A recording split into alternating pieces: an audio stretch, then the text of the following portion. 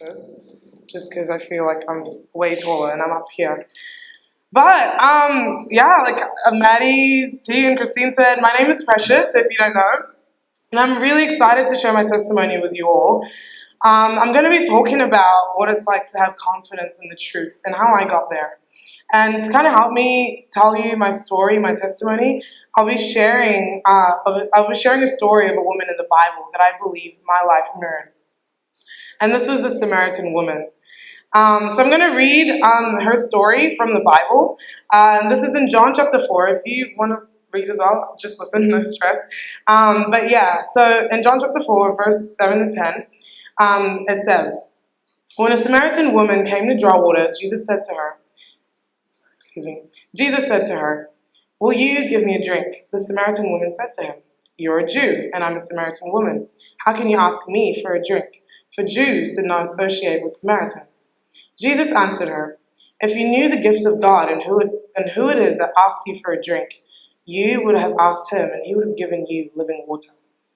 Jumping down to verse 15 to 18, the woman said to him, sir, give me this living water so I won't get thirsty and have to keep coming here to draw water. He told her, go, call your husband and come back. I have no husband, she replied. Jesus said to her, you're right. You say you have no husband. Sorry, my voice disappeared for a second. The fact is, you have 5 husbands, and the man you're with now is not your husband. What you've said is quite true. Now, if you don't know what a Samaritan is, a Samaritan was just someone that was racially mixed, half Israelite, half something else. And this kind of ethnic group was actually neglected from the community. That wasn't all. This woman had been married 5 times and believed to have been divorced to each one of these men, except the one she was with in the last. Just by these 2 things, you can imagine this woman had not had a well-respected past. So you're most likely wondering, lady, how does this relate to you at all? You know, you look about 25 years old. There's no way you've been married 5 times. And plus, it's 2025. No one fetches water anymore. You're right. You're not wrong. And I am 20. And no, we don't fetch water anymore. But what if I told you, like this woman, I have been married 5 times or more, not to a man, but to selling my body, to sex, drinking, smoking, false identity, lies, and inaccurate belief systems. You see, I was born and raised up until I was 10 in a country in East Africa called Uganda. My family was broken. My biological mother had passed away from cancer. My dad and one of his good friends both divorced their spouses, and they just decided to co-parent me and my 4 other siblings. So in 2015, we actually moved to a beautiful country called New Zealand. And I truly believe this is the place I grew up. You know, this is the place where I was introduced to diversity in cultures and opinions. This is the place that introduced me to my mistakes, to discrimination, and to change, and all the things that, you know, shaped my past. You know, by the time I was in high school, boys' popularity parties became my thing. In primary school, I was this new African kid with a shaved head, and everyone found it so strange. But how dark I was seemed to be, you know, the essence of every boy's joke. And this never stopped all throughout high school. It made me timid. It made me insecure. But like the Samaritan woman, you know, I could relate to that feeling of separation, the detachment, you know, from your environment because of your race. So in high school, when it came around, I was like, this is an opportunity to rebrand. So I became the mean, loud, fierce girl who knew all about the parties, wore revealing clothes because I, you know, brought the men's attention.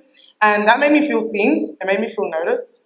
I pretended that I hated the attention and hid behind the idea of, you know, showing off my body as me proving that I'm confident. But by 13, guys, if I'm being honest, I'd already slept with someone. By 16, I had my first boyfriend. 17, I was in another relationship. You know, I had the kinds of friends where we would smoke weed and drive late at night.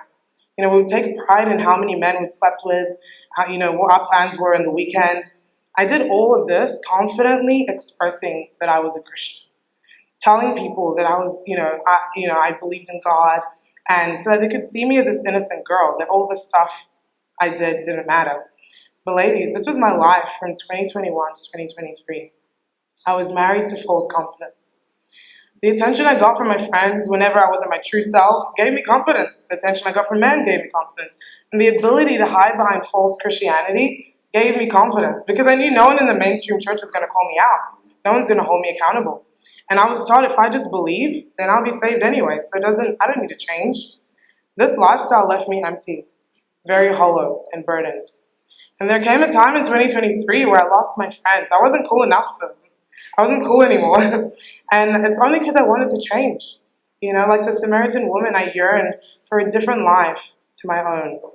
I longed to meet the man I'd heard change lives. So I decided to look for him. 2024, my family and we'd planned to move to Perth, Australia, actually. But my parents sat down, they're like, this is not possible. And so they were like, let's just go next year. So I decided to go to University of Auckland. I applied, got into uni, and I moved to this big new city. And I had the same ambition. I was like, I need to find this man I heard change lives.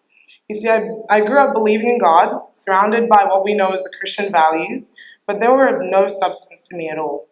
So people would always tell me, Jesus died for your sins, and I believe this Jesus guy existed, but what he did for me meant nothing. Excuse me. So, for the first time in my life, I wanted to know what this meant. I started to read the Bible. I prayed to find women that would teach me and help me understand. Women that had the life that I had, so that could walk with me and teach me how to get there. So my well was located in Auckland, New Zealand. A week in the city, I met a new friend. She confidently came up to me, asking me to study the Bible. And I was curious because I was reading it, but I also wanted to learn more. I was also cautious about who she was, her energy, her confidence, It looked very different to what I had. And that made me really question a lot. And so as we studied the Bible and attended these discussions she would hold, I was very, very curious, always watching her. And I wanted whatever she had. Because even though I called myself a Christian, I thought I was confident, what she had looked different. And so I studied the Bible and actually realized I was calling myself a Christian, a believer this entire time, up until that point. And I had nothing in my character to show for it. My life did not look like the Bible. I was not a Christ follower. I was just religious. I followed people's ideas and conclusions about Jesus just by going to youth group and church every Sunday, rather than learning from the Bible myself. Though through studying the Bible, I learned that I was not this kind, caring person I thought I was, and this hurt. But I knew that this was the truth, and this was God showing me who I really was. Now, this entire time, I'd lost friends from high school, and it came a point where also my religious friends started to leave. They were intimidated by the truth, the biblical Christianity. The very people my confidence was in started to walk away, and I remember breaking down. And this is when I learned three things. The truth hurts. The truth is not trendy, but the truth is where confidence was. And truly, I believe the woman at the well, the Samaritan woman, would have had the same revelation about her life.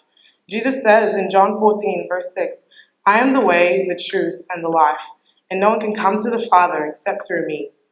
I believe in this interaction, Jesus openly showed his character, and she was inspired. And I remember connecting the dots, seeing, okay, if Jesus is the truth brings confidence. Logically, it meant for me to be a confident person, I had to imitate Jesus. And so in John 4, it's really cool because the story goes on to describe the woman leaving her job, and she went down to the town and just told everyone, come see the man that told me everything I ever did. Could this be the Messiah? I used to wonder why her name was never actually mentioned in the Bible. But truly, I believe that this woman's name wasn't mentioned because her story and her confidence in the truth and to proclaim it was enough to keep her legacy. I don't know about you women, but this is the kind of confidence and truth I want to leave behind. And so today I stand here sharing with you, wonderful women, my story in hopes that you would see confidence was not rooted in the friends I had, and the clothes I wore, the men I slept with, the inaccurate, beliefs in Christianity or popularity. It was in truth. And according to the Bible, Jesus is the truth. Being firm in Jesus and learning about how he was able to remain confident when people would gossip about him, people hated him, helped me gain confidence. Today I stand in front of you all, healed, bold, crowned in confidence in the truth. Thank you for letting me share.